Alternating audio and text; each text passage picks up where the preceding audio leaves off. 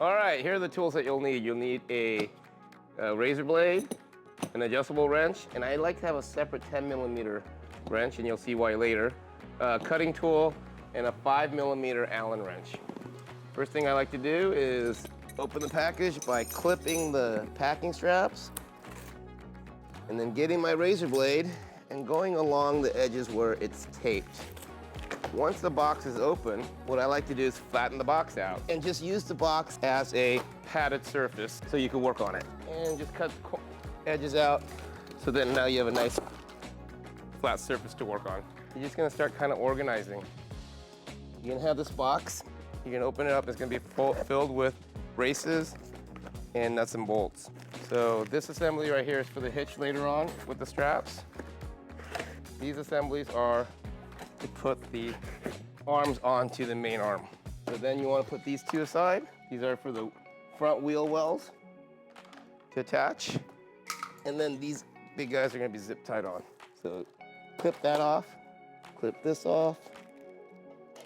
All right, once you got all those packing security features off, you can go ahead and undo everything. This is the main tongue. This part goes into your hitch. This is where your bike's gonna lay across. So in order to make this easier for me, what I like to do is put this in an upright position. Once you put it in that position, you can lay it flat and it's easier to work on while you're building it. And then you have these arms. Once you get them out of the package, I just set it right back down in front of me so I can see it.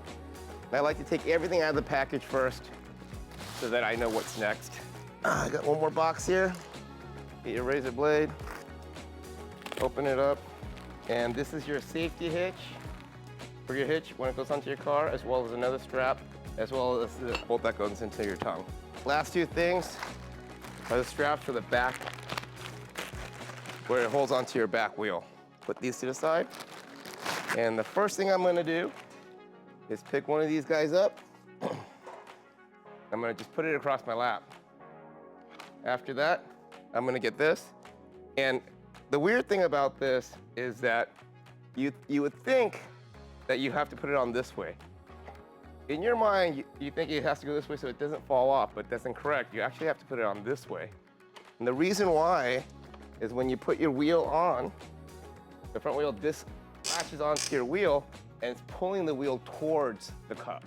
So this is actually the way to put it on instead of the other way where you would naturally think it would go. Once I got that on there, I gotta find my bolts. They're in this little package right here. And I'm looking for this bolt screw, the 10mm with one washer, and another one with another washer. So when you sit this on your lap,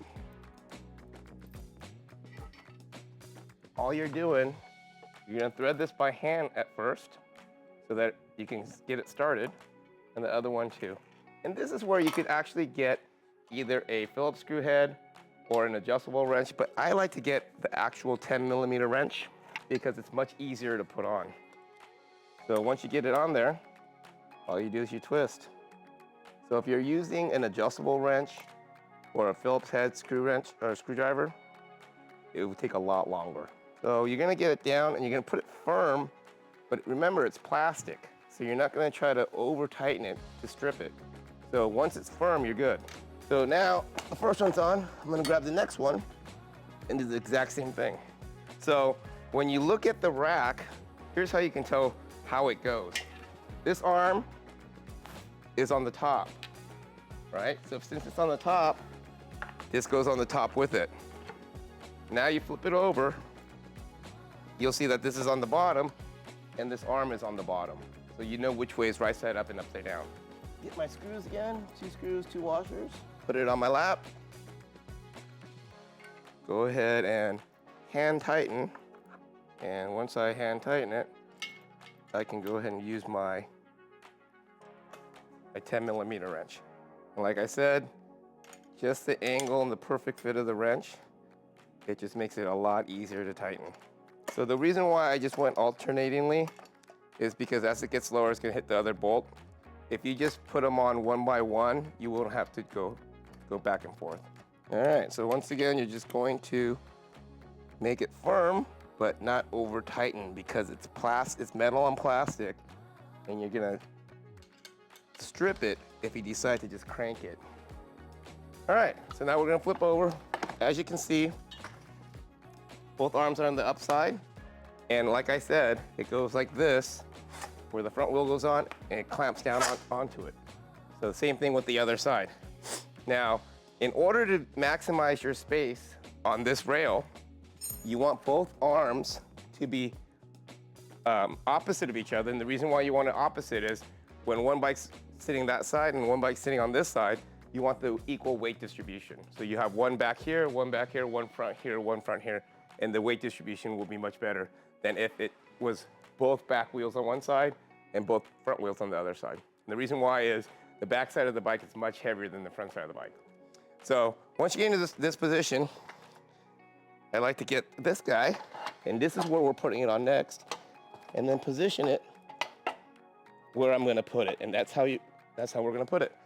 All right, so when you put these crossbars on the main bar, you always have to make sure the crossbar is on top. You can accidentally put it on bottom, but that's gonna do is make it weaker, and on top of that, the range of motion on the arm won't work. So this is the proper way. The crossbar goes on top of the main bar. One with the receptacle with the nuts glued on. The bracket with the nuts on the bottom goes on the main tube. And I put it right to the very edge to maximize your space. And then you put the other one right on top. And the mark that I made before is 26 on center, and now you're centering that. So now you're at the very edge of the tube, as well as you know now that's centered. And these bolts are pretty easy to get started. But what you want to do is you want to tighten them crisscross first, diagonally. So take a nice gander at the very end. Make sure you're nice and snug at the end of the tube. Make sure that your 26 on center is right in the middle of the bracket. Go ahead and it doesn't matter which way you start, just make sure you go diagonal first. And generally speaking, whenever you have a 4-bolt pattern, you always have to remember that you want to keep the distance between all even on all sides, but because the way this is built, it'll stay even.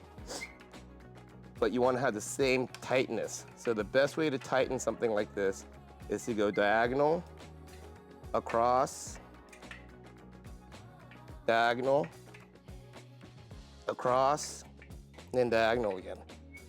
And then once you do that and they're all firm, just give each one a little turn, make sure it's firm,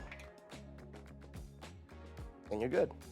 So the next step is the one right above it. And it's gonna be the exact same thing. You can get the bracket with the nuts on the bottom to go underneath the main bracket. The nuts on the bottom, underneath the main bracket, and the ones that are flat on top. And once again, you're gonna go 26 on center, make sure it's in between. But now, you're gonna move this up just to the tip of the hole right there. As far as the slot, you just want it enough so you can pull this over. So if you're down here, you're giving yourself less room. You're maximizing your space by getting it right up on there.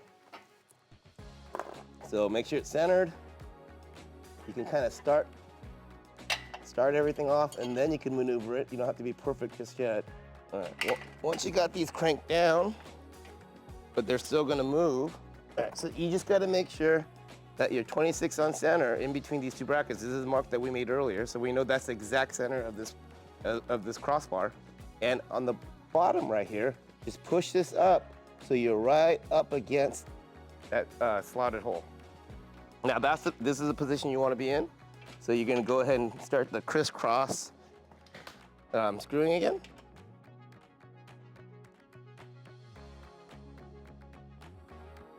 All right, now you're done with the crossbars. Now what's left are the two back wheel straps. So as you can see, they're supposed to go on this spot over here. So when this goes on, you strap your back wheel in, your front wheel goes into this cradle, and you tighten the bike down. So this helps keep the bike stable, and these two straps, this hook and this strap will keep your bike from falling off. Now, if you look at it, you could do it a couple of ways. It goes on either way.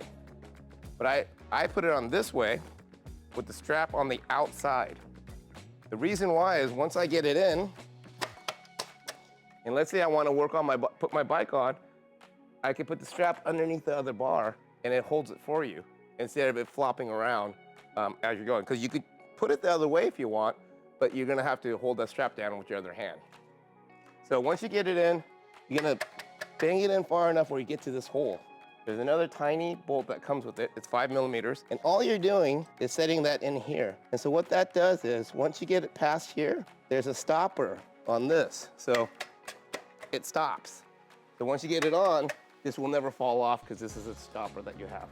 And you want to do that again with the other side.